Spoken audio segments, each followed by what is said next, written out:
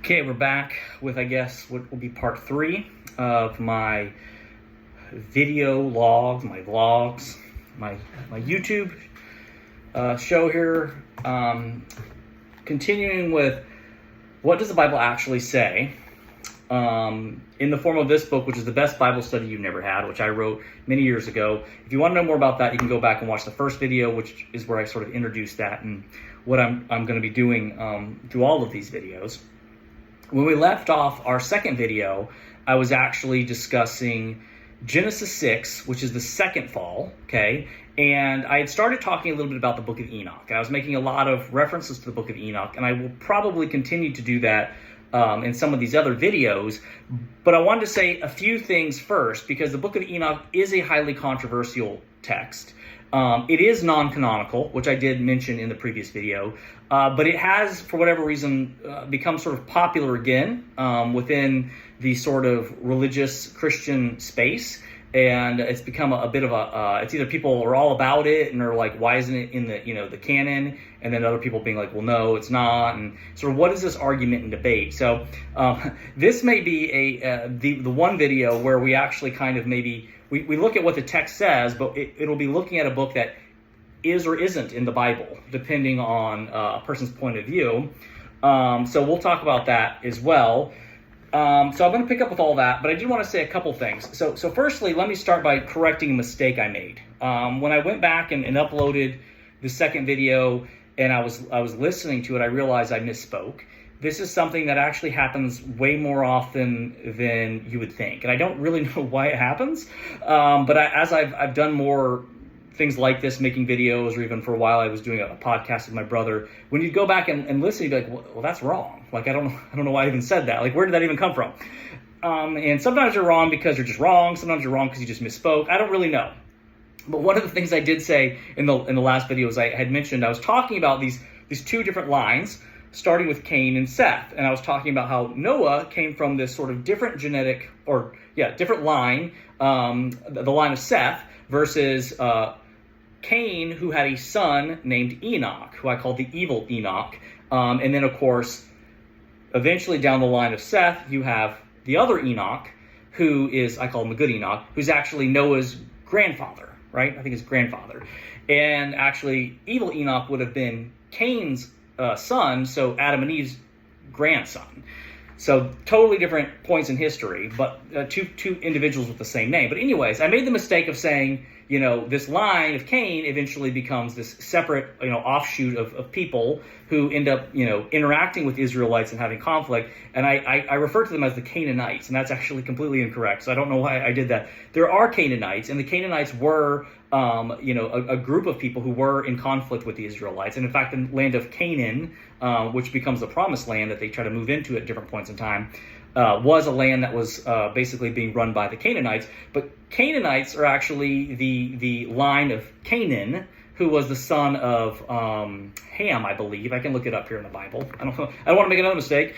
But basically, he was Noah's grandson. So the long story short, the Canaanites actually did come from the line of Seth. But they broke away because they were essentially rebuked or cursed because of the other interesting story I shared with you, which was the fact that Noah's son, after Noah got off the ark, he built a vineyard and apparently got drunk on wine, and then one of his sons actually raped him, and then that son was Canaan's father. So we can actually go in here and see that, yes, it was when Noah awoke from drinking, he learned what had happened to him, and he said, Canaan will be cursed, he will be the lowest of slaves to his brothers. Okay, and that's because his father was Ham, right? Okay, so there we go. That comes from the line of Seth, not Cain. However, here's a fun little bit of information that I learned. Some of it I knew, but some of it I didn't know, which is also one of the great things about making mistakes. Is when you say the wrong thing, you make a mistake, you have to go back and figure out what the truth was, and then sometimes you actually learn something new. So there is a line of people known as the Kenites, which do appear in the Bible. In fact, Moses' stepfather, Jethro, was said to be a Kenite. And a lot of people believe the Kenites are descendants of Cain. Now, there's no definitive certainty around that. we mostly don't hear a lot more about the line of Cain after the deluge, which is probably intentional, right? If the whole point of flooding the earth is to sort of end this genetic line, then presumably after that point, it would be at least eradicated completely or heavily diminished, which is going to be another point of discussion as we move forward. But if you read that chapter, I think it was at the end of chapter 4 in Genesis. Let me go back here. Yeah. It describes the children of Cain, and it describes them as being builders of cities, okay, which is going to be really interesting when we move forward and we learn about some of the occult traditions like the Masons, who were builders and built temples and things like this. But it also says down here that they were known for working with metallurgy, basically working with bronze and iron tools. Okay, now that's interesting for a couple reasons. One, that's how a lot of people link the line of Cain to the Kenites, because they were known for their metallurgy. But if we get back to the book of Enoch, in this figure, this entity referred to as Azazel, who is sort of credited as being the leader of these fallen watchers, one of the things he's known for is metallurgy, and that he actually, works with metal and fashions weapons. So that kind of sounds very much like what we find here in the line of Cain in the city of Enoch, named after Cain's son, Enoch. So that was a little bit of interesting information. I'm like, well, that's kind of interesting too, that sort of lines up as well. But before I get too far off the rails, I wanted to show this book here, which is a great resource, and it does include the book of Enoch and actually 2nd Enoch. That's another confusing thing. And then if that's not confusing enough, the book of Enoch is often separated into sub-books, okay? So the primary one that opens up 1st Enoch is been labeled as the Book of Watchers, which is widely considered to be sort of the most credible because it has the most passages in it that are referenced or at least correlate in some way to passages in both Old Testament and New Testament canonical writings. So some people argue that maybe that part of the Book of Enoch maybe has some more credibility than some of the other texts. But then there's other books that get lumped in there too. There's like a Book of Giants, a Book of Parables, an astrological Book of Enoch. And so it becomes a very, very long book. And then there's actually 2nd Enoch, which actually is a Slavic text that comes much, much later. It's still an interesting book to read. But the reason I like this is because it's laid out and it does tell the story of Enoch as it is recorded in our oldest manuscripts. But what the author here, Joseph Lumpkin, does is in between spaces, when there is a passage that relates to an actual canonical biblical passage, he will cite it right below it. So you can actually go in and read, what does the actual Bible say about this? So it is very helpful to know, well, what parts of Enoch are actually valid and can be supported from a canonical perspective, and then which parts maybe aren't. And so I think that is a helpful tool. But before we go any further down that road, we should probably talk about, well, what's the problem with Enoch? Why is it in some Bibles and it's not in other Bibles? Why do some people view it as canonical? Is the Bible this sort of mixed bag and it's all interpretive in terms of what books go in the Bible and this kind of stuff? And there's people who have different opinions and a lot of really smart people. There's a gentleman who's been all over the internet lately by the name of Wesley Huff. He's a Canadian ancient language specialist, or that's his expert, I should say. That's his expertise, and he looks at a lot of these old documents. And he does a really great job of talking about all this stuff, but also of really highlighting why the Book of Enoch was non-canonical and why that is what he believes to be the correct thing. And I think he's right. Now, with that said, and I think he would, I don't know him, but he'd probably agree, that doesn't mean that the Book of Enoch isn't still, one, useful as a tool to get a sort of a framework of what Jewish people were thinking at the time of when the text was written, right? In the same way we might think of like a secondary source, right? When we read the Bible, a lot of times we might read a secondary source like what I have over here, right? I have a bunch of books I'm going to be talking about, and they sometimes help us to illuminate ideas that are in the Bible, even though they're not biblical themselves. So that can still hold value that way. But essentially, the problem is this. So there's a lot of mystery around the Book of Enoch, but now it's reemerged, and so there's this really interesting, fascinating backstory.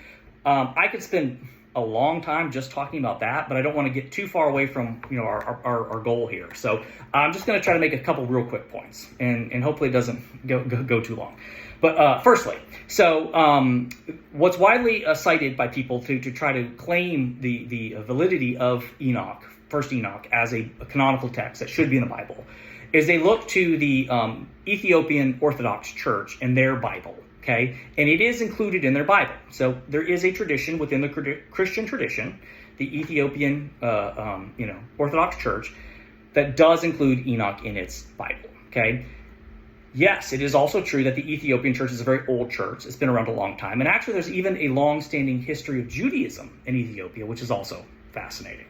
If you want to read a really interesting account of that, look into the book called The Sign and the Seal by Graham Hancock, because he goes into a real deep dive on Ethiopian history. He's looking at it more from the standpoint of the Ark of the Covenant, which the Ethiopians claim to possess.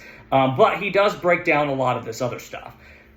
Needless to say, though, the Ethiopian Bible as we know it is not nearly as old as a lot of people seem to be thinking that it is. Like when you hear them talking on the internet or in podcasts, they're like, oh, it's this like ancient Bible. It's like the oldest Bible we have, and it's got the book of Enoch. And it's like, whoa, no, that's not right.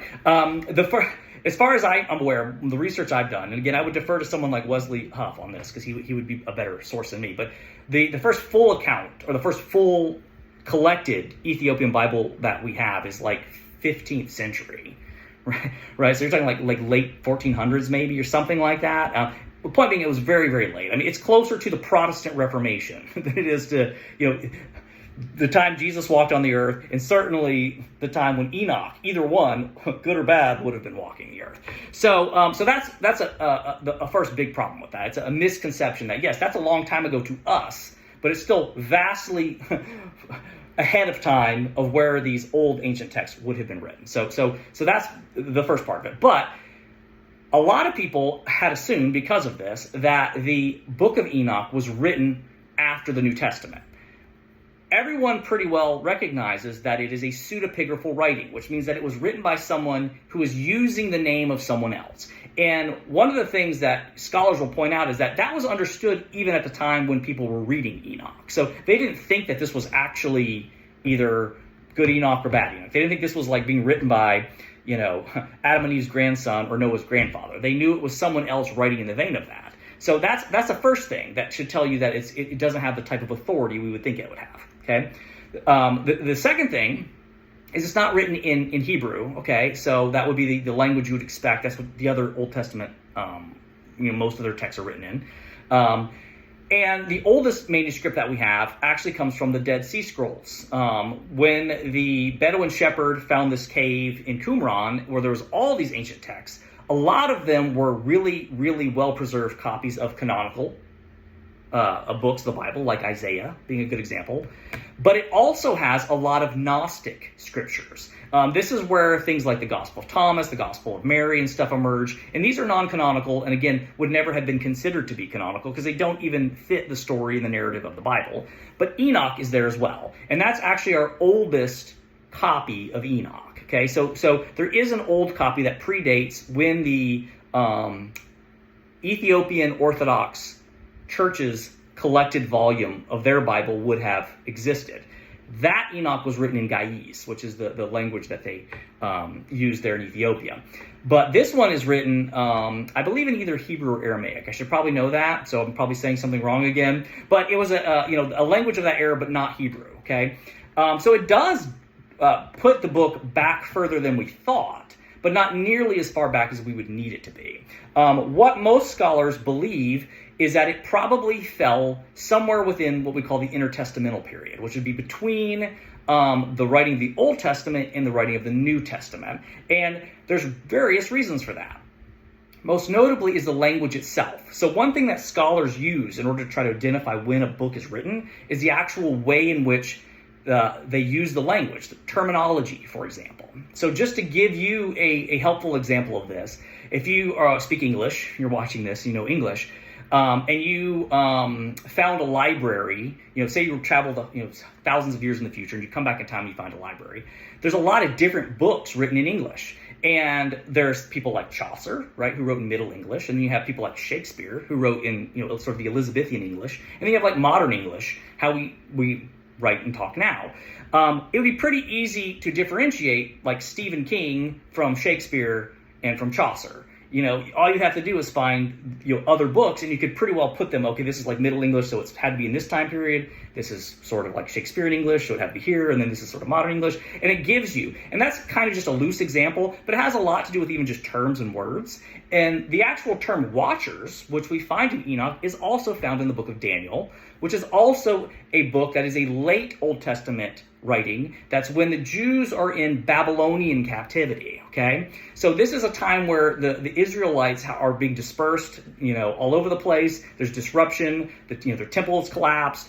And so you're getting into this period before, the Holy Roman Empire takes over, and then you have the story of Jesus, okay? So it is an older text, but it's not nearly as old as, what it would need to be, okay? It's also pseudepigraphal, and it's also a Gnostic text, and it's largely been connected with the Gnostic church.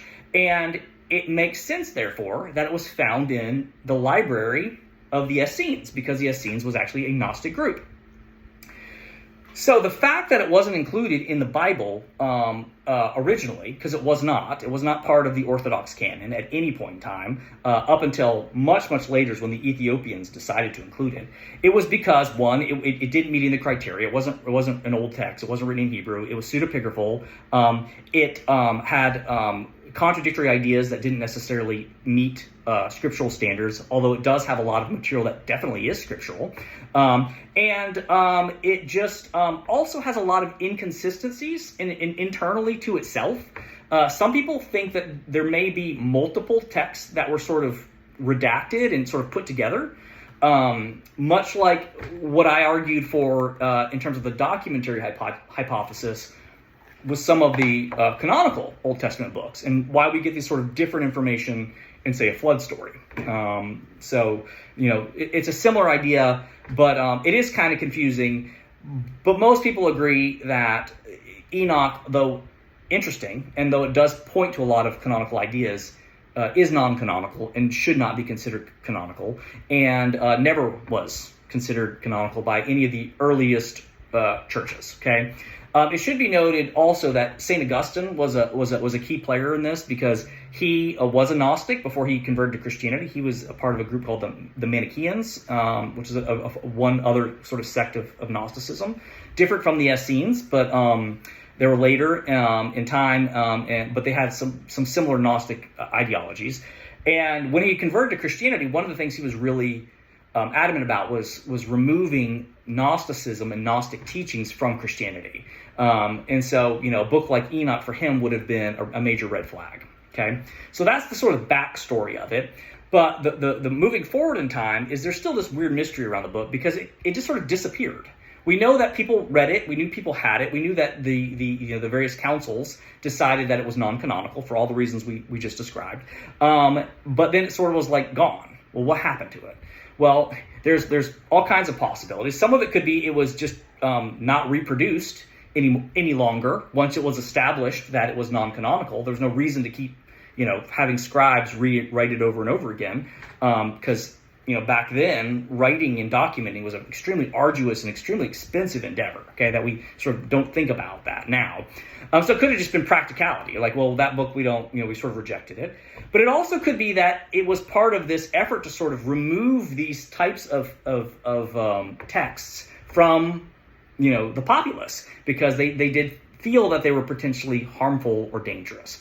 And that is actually one of the points that Joseph Lumpkin makes in his introduction to Enoch, and that is that what started to emerge in some of these areas of the Roman Empire, in some of these offshoots of Christianity, became angel worship, okay, which was not necessarily worshiping, or maybe it was, they were trying to, but it was essentially humans trying to worship these entities that were not God, that were created by God, but that were these sort of spiritual entities like angels or demons, devils. Not unlike what we found in these sort of antediluvian stories, where these fallen watchers set themselves up to be demigods or gods, false gods, by tricking mankind and by basically bribing them with insight and knowledge. Okay, so that's another thing that Lumpkin points out, is that there was a fear, because one of the things that the book of Enoch does is it actually names names, okay? And it names names of the fallen watchers, and it actually names names of even the holy watchers. And those names aren't really heavily found within the Bible, right? There's very few holy watchers mentioned. You've got Gabriel, you've got Michael, Raphael, there's one other one I'm forgetting. It'll come to me in a minute. Uriel, maybe, was the other one. Although there's a long tradition of different angels. We don't really get anything about the fallen watchers. Even the name Lucifer is a more of a symbolic name, representation of light bearer, which has this to do with this idea of, like a falling star, which is the metaphor that Isaiah uses and then is alluded to again by Jesus of Nazareth. So it was sort of not even still really using his real name. And in the ancient world, there was this understanding that names had power. And if you had the name of something, you could conjure it or call it forward, and it gave you power. If you've ever read anything, like, for example, the story of Faust, Dr. Faust, and him calling forth the demon, I think it's Mephistopheles, okay? So there's this thing where they when they learn the demon's name, the devil's name, they can actually have a certain sense of like power over it to a certain degree. So naming names is very dangerous. And that's why the Bible doesn't really name a lot of names. In fact, God never tells us his name, right? When he is interacting, he says, I am who I am, and things like this. So we create these words like Yahweh, which is really just the vowel sounds of the Hebrew language, or we call them Elohim, or things like this, which are more symbolic, not unlike Lucifer. The broad spectrum term we usually use is Satan or the devil. But even those two terms are not a name. Those are more of a function. So the Satan or Satans just means obstacles in a person's path. So they're essentially saying it was the obstacle, that thing that's caused the problem. So it's like the thing that can't be named, right? But it's like, this is the thing that was the problem. That guy, that thing, not a guy, that entity that was a problem, this is him. So they called it Satan or the Satan. It was really just called the Satan or a Satan because there's more than one. But eventually it just becomes like a proper name, Satan. But that's not actually the entity or any entity's name. And devils it comes out too, and even demons, which comes from demigod, which is a Greek term, which is relevant because the demigods were largely these lesser gods that were oftentimes the offspring, right? The children of gods.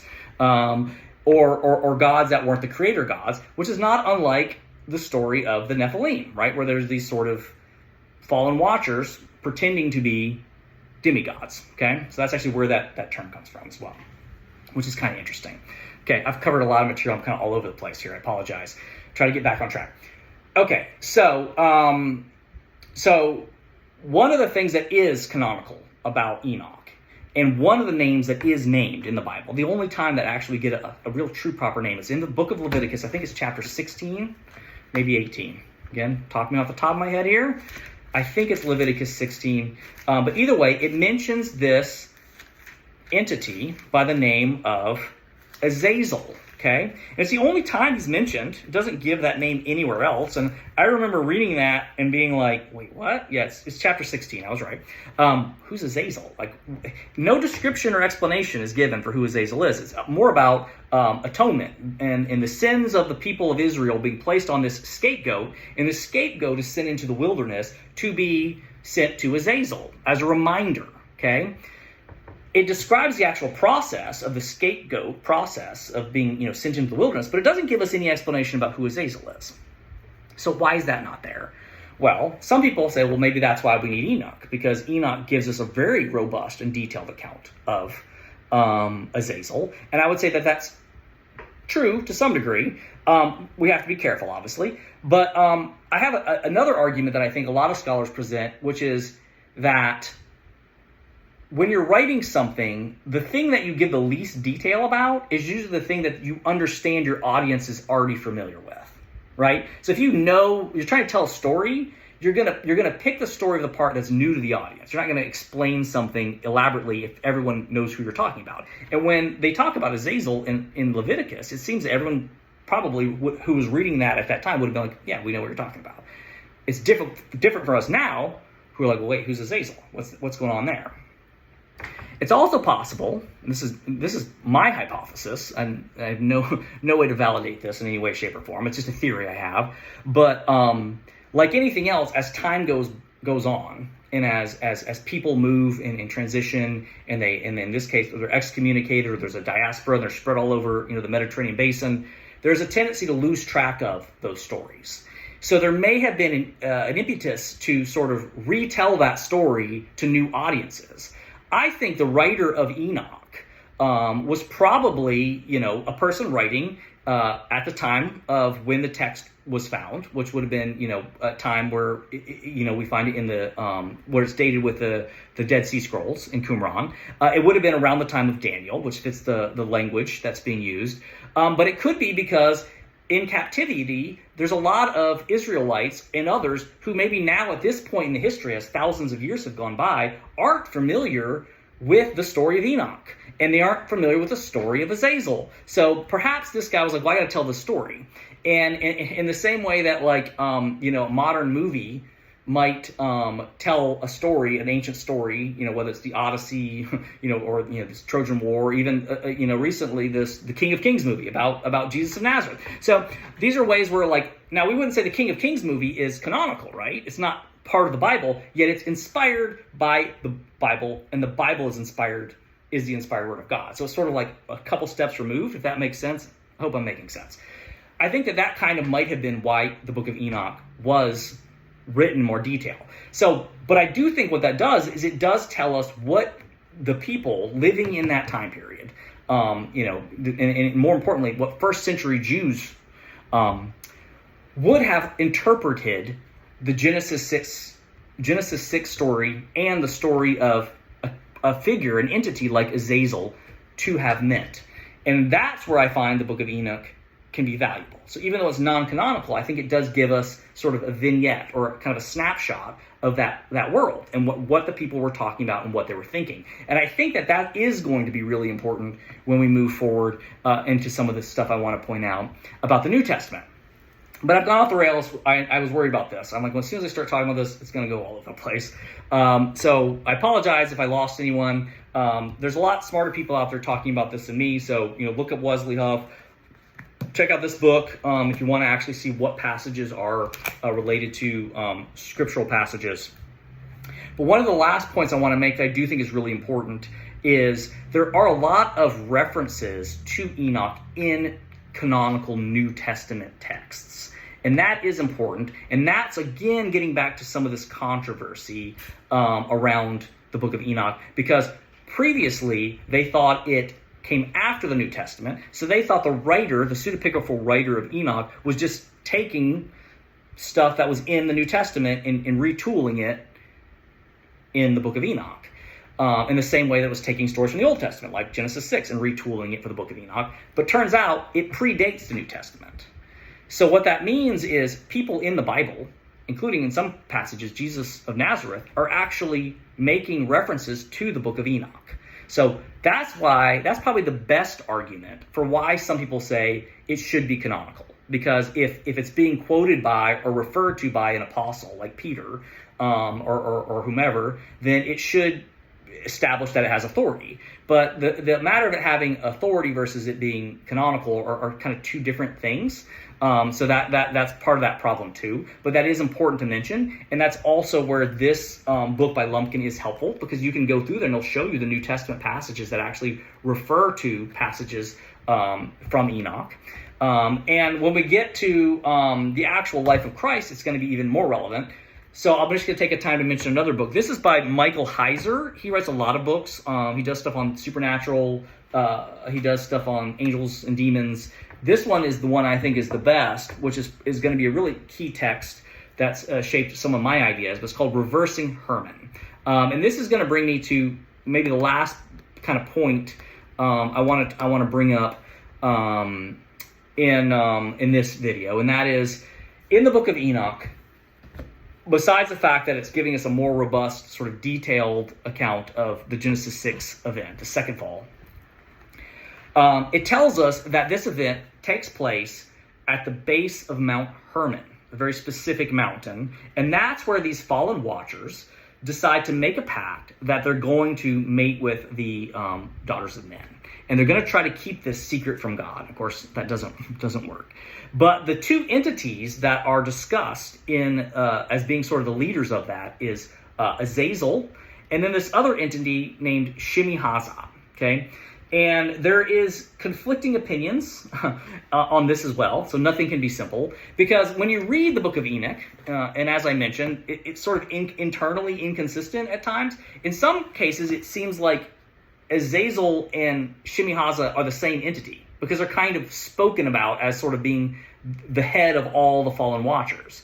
But then in other passages, it seems as though they're clearly two different entities. So is it one person, or is it just two different, or one entity, or is it two entities that are just closely related? There's different opinions about it. Some people think that maybe Shemi-Hazah was an alternative name for the entity of Azazel, perhaps in a different tradition. And then over time, when there was some type of redactive process, they got both put in there. And so sometimes they're maybe talked about as the same, but then sometimes they're viewed as different, and it sort of creates this confusion. But then the other position is that they're actually two totally different entities. I'm more of the latter opinion. And I think that there's support for that in the New Testament, which is going to be really interesting when we get into that. But at least we can say this. Both Azazel and Shemi-Hazah are credited as being sort of the two main fallen watchers that are responsible for this whole process. Shemi-Hazah is the one who says, or is said, is the one who kind of came up with the idea of making this pact between this collection. I think it was 200 originally, 200 of these fallen watchers to sort of do this thing where they're going to mate with women.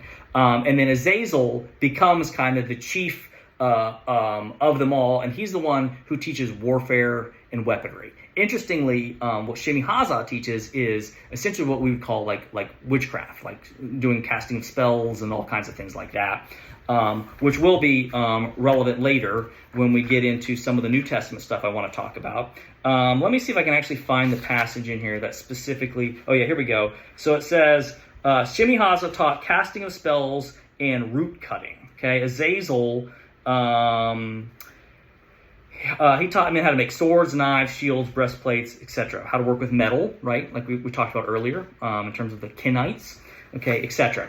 So those two entities are going to be relevant later, but Azazel at least does get referred to in the Bible, in that passage in Leviticus. So it does seem that at least at some point in time, the Jews had this idea of this entity named Azazel.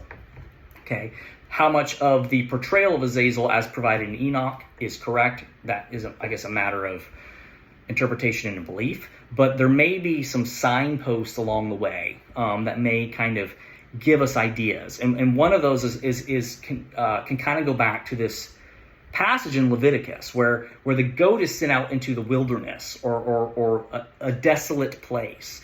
And what you'll remember is that when Jesus of Nazareth is on earth, after he's been baptized, and he goes to meet with the devil, the Satan, right, that accusing guy, the guy we won't name, he goes to the desert. He goes into this desolate place, which seems to be a reference to Azazel. Okay, but there's different interpretations on it, but it is something we'll talk about later as we get into the New Testament stuff.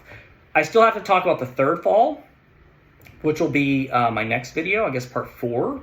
And then from there, I do want to just sort of walk through sort of the major movements of the Old Testament to kind of frame all this in relationship to all 3 falls, but keeping in mind certainly the second fall that we talked about in Genesis 6. And then we'll move on to the New Testament and go from there. And then I may do a whole video just on some of the stuff that's currently trending in the non-religious Christian space, but that does maybe support some of these ideas like a global deluge, because there's more and more archaeological findings in the last several years that have been discovered as a result of an improved technology, where we're now using things like LiDAR and some of these other technologies where they can scan the ground, and they're finding lost civilizations that we didn't even know were there. So that's going to also be an interesting conversation. But just to conclude on the book of Enoch, I will say, I mentioned earlier, and I don't think I came back to it, that the book went missing for a long period of time, and no one knew where it was. Well, it turns out where it was found was in Ethiopia, much later, in the 18th century, let's say late 1700s, by a guy by the name of James Bruce, who, interestingly enough, was a Mason. Okay, and one of the things we'll talk about at Freemason is that there's a long history between the Freemasons and Gnosticism. James was in Ethiopia, supposedly looking for the Blue Nile, the start of the Blue Nile River. But what he mostly was going around is looking at all these sort of ancient religious sites and kind of exploring a lot of this lost part of the Christian tradition. And he's the one who brings back the Ethiopian Bible with the book of Enoch, which is then translated into English eventually and becomes the first time that that book is available in English and to really the Western Christian church for, almost probably over 1,000 years, right? I mean, you figure if it was around in the 300s and 400s, when the councils were taking place, and then it's not available till almost the 1800s. You've got, 1,400 years where no one in the West was able to actually sit down and read this book. People knew that it existed, but they didn't know where to find it. And he found it in the Ethiopian Bible, excuse me, written in Ge'ez, which is why that Bible has become so important historically since that finding. Okay, it's probably one of the major developments in Christian history. Right there behind, obviously, the Dead Sea Scrolls and what was found there. So I'm already over 35 minutes. I'm trying to keep these videos to about 35 minutes. That was a lot of material. Hopefully some of it made sense and that it was helpful. We'll pick up with the next video starting whenever I have a chance, and we'll talk about the third fall.